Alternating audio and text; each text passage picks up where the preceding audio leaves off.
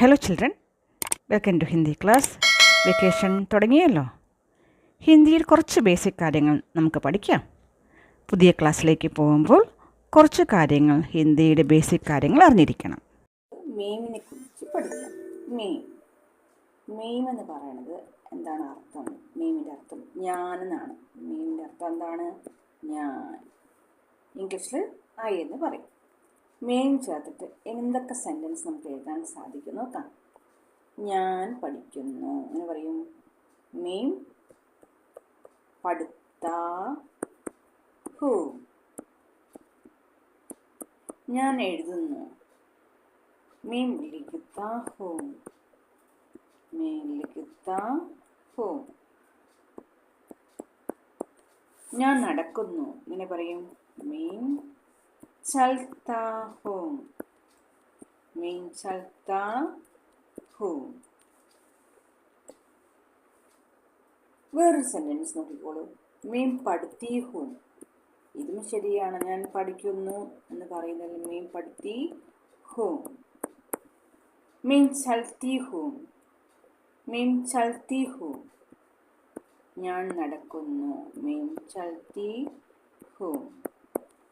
മീം ലിഖിത്തി ഹൂ. ഞാൻ എഴുതുന്നു. മീം ലിഖിത്തി ഹൂ. ഇവിടെ വന്ന ഡിഫറൻസ് എന്താണ് നോക്കിക്കോളൂ. വെർബിൻ്റെ മീം പഠിത്താ ഹൂ എന്ന് പറയുമ്പോൾ ഞാൻ പഠിക്കുന്നു എന്നാണ് അല്ലേ. മീം പഠിത്താ ഹൂ. മീം പഠിത്തി ഹൂ എന്ന് നമുക്ക് പറയാം. മീം പഠിത്തി ഹൂ എന്ന് പറയാം. പക്ഷെ ഇവിടെ വെർബിന് വ്യത്യാസം വന്നു അല്ലേ, ചേഞ്ച് വന്നു. എന്തൊക്കെയാണ്? പഠിത്താ പഠിത്തി എന്ന് എഴുതി.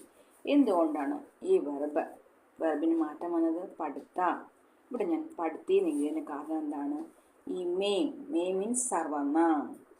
സർവനാം ഇംഗ്ലീഷിൽ പ്രോനൗൺ എന്ന് പറയും. ഈ മെയിൻ ബോയ് ആണ്. ഞാനെന്ന് പറഞ്ഞ വ്യക്തി ബോയ് ആണ്. അതുകൊണ്ടാണ് ഇവിടെ പഠിത്താ വന്നത്. ഇത് ഗേൾ ആണെങ്കിൽ മെയിൻ എന്ന് പറയുന്ന വ്യക്തി ഗേൾ ആണെങ്കിൽ നമ്മൾ എന്തെഴുതോടെ? മെയിൻ പഠിത്തി ഹൂ. സബ്ജക്റ്റ് ബോയ് ആണെങ്കിൽ പഠിത്താഹും. ഇവിടെ സബ്ജക്റ്റ് ഗേൾ ആണെങ്കിൽ പഠിത്തി ഹൂ എന്ന് എഴുതും. മെയിൻ എന്ന് വെച്ചാൽ ഞാനെന്നാണ്. ഇത് പ്രോനൗൺ ആണ്. സർവനാം. ഇതാണ് സബ്ജക്റ്റ്. ഒരു സെൻറ്റൻസിലെ സബ്ജക്റ്റ് ഇതാണ് മെയിൻ. ലിഖിത്ത ലിഖിത്തി എന്നൊക്കെ നിങ്ങൾ പഠിച്ചോല്ലേ. ലിഖിത്ത, പഠിത്ത, പഠിത്തി, ഇതെല്ലാം എന്താണ്? വെർബ്, ക്രിയ, ആക്ഷൻ. ഇതെല്ലാം ക്രിയയാണ്. ഇപ്പോൾ ഒരു സബ്ജക്റ്റിലെ ഒരു സെൻറ്റൻസിൽ സബ്ജക്റ്റും വെർബും നമ്മൾ അറിഞ്ഞിരിക്കണം. സബ്ജക്റ്റ് എന്ന് പറഞ്ഞാൽ മെയിമാണ്. ലിഖിത്ത, പഠിത്ത എന്നുള്ളത് ക്രിയയാണ്.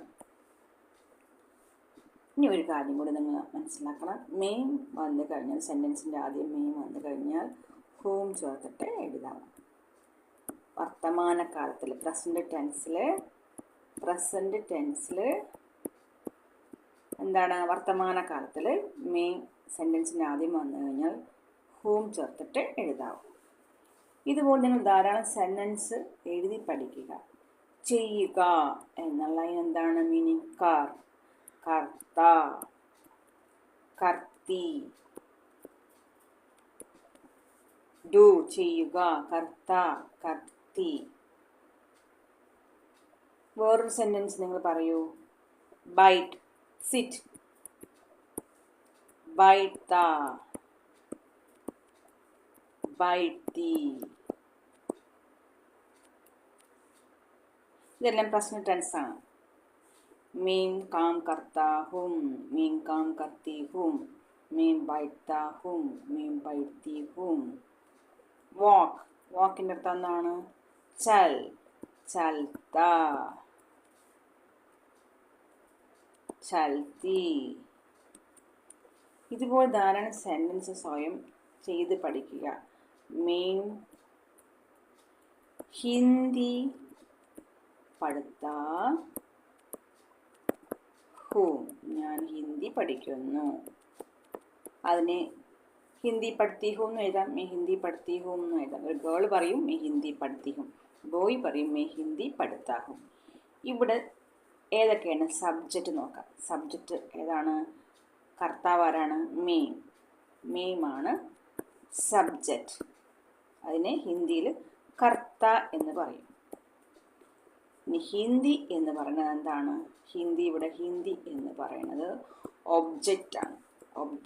ഹിന്ദി ഒബ്ജക്റ്റാണ്. അതെന്താണ്? കർമ്മ. പഠിത്ത എന്ന് പറയുന്നത് ഇവിടെ വെർബാണ്, ക്രിയ. ഇതുപോലെ സെൻറ്റൻസ് നിങ്ങൾ എഴുതാൻ പഠിക്കുക. മീം സ്കൂൾ ജാത്താ ഹൂം. ഞാൻ സ്കൂളിൽ പോകുന്നു. മീം സ്കൂൾ ജാത്താ ഹൂം.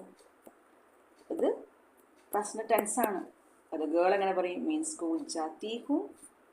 ഇതുപോലെ സെൻറ്റൻസ് നിങ്ങൾ എഴുതി പഠിക്കുക. എഴുതി പഠിച്ചാൽ മാത്രമേ നമുക്ക് ഇമ്പ്രൂവ് ഉണ്ടാവുള്ളൂ.